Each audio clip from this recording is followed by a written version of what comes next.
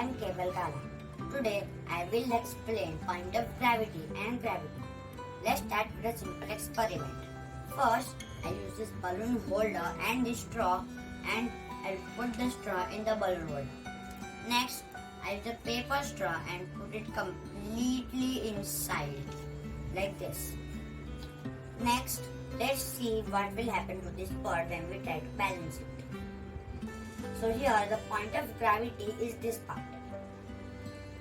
Now let's see what will happen if I attach 4 ring magnets to like 2 on each wing.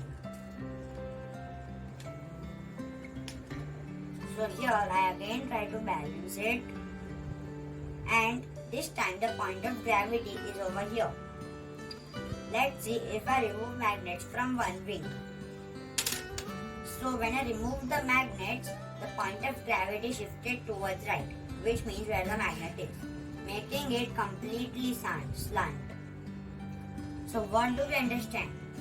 We understand that point of gravity can change the shape and position of an object. Thank you.